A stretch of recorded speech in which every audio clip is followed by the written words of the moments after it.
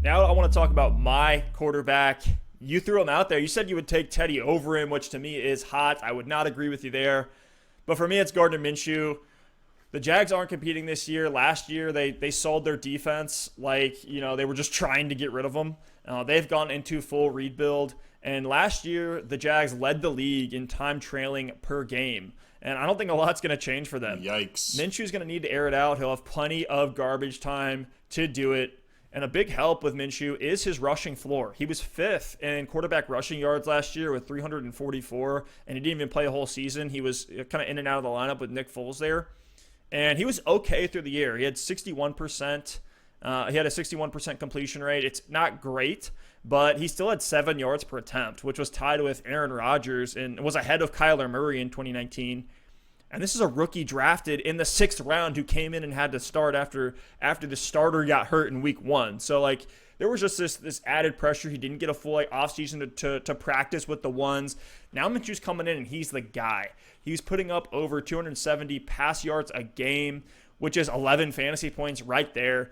He averaged almost 2 touchdowns a game on top of that. So Minshew's floor last year was around 19 fantasy points. He was putting up 17 fantasy points a game.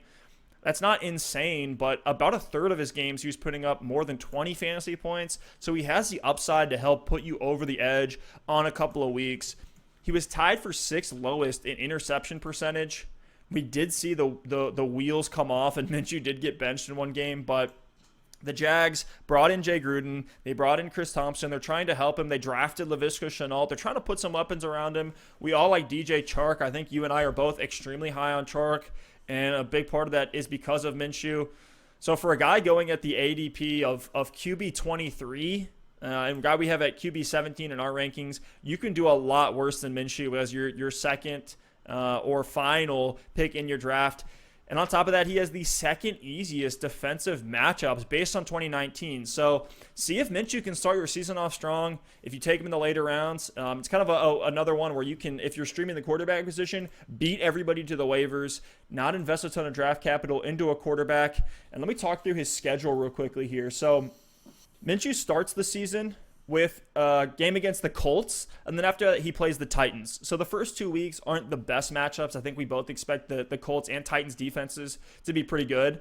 But then after that, he plays the Dolphins, the Bengals, the Texans, the Lions, the Chargers, and the Texans again. So there is a world where these are high-flying shootout teams with bad defenses that are just kind of going back and forth.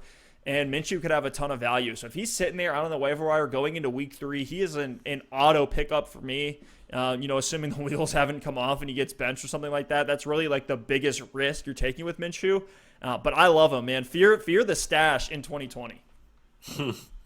Hey, you make a lot of great points there, Stef. And one other thing I want to add on Minshew, he provides a better rushing floor than people realize. He had 344 rushing yards last season. That was more than Dak Prescott or Russell Wilson, who people think of as these, top-tier running quarterbacks. They're not the Lamar Jacksons of the world, but very mobile. So Gardner Minshew last season was right in there as a mobile quarterback. He ran it 67 times, actually didn't have any rushing touchdowns. So if he puts up a similar number of rushing attempts in 2020, I would expect him to get into the end zone a time or two on the ground. So Gardner Minshew actually provides a pretty decent floor with his legs as well, which just makes him an even safer option to stream week in and week out. So I love the pick there with Minshew. The weapons there are going to be good with Chark. They bring in Laviska Shenault, Chris Thompson, Jay Gruden as the offensive coordinator, things like that. So I love the pick, Steph.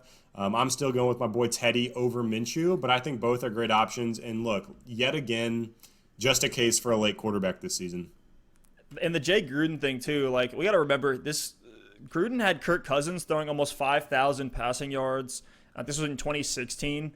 Even before that, 2 other seasons there when Cousins was the starter in Washington, he was over 4,000 passing yards. So I think there will be the volume and the attempts there and the yardage for Minshew to have that 4,000 yard type of ceiling. And then even before that, before Kirk Cousins came in, Gruden does have experience with RG3 under the helm, more of a mobile type of quarterback. So I think it just helps. It certainly doesn't hurt.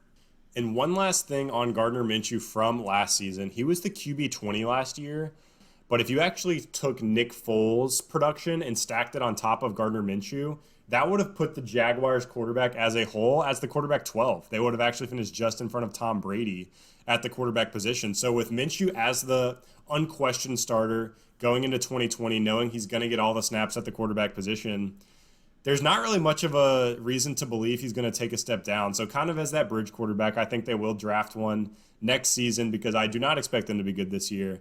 I think Minshew is a great streamable option at the quarterback spot. He did it last year, week in and week out, and I think there's no doubt he's going to do it again in 2020.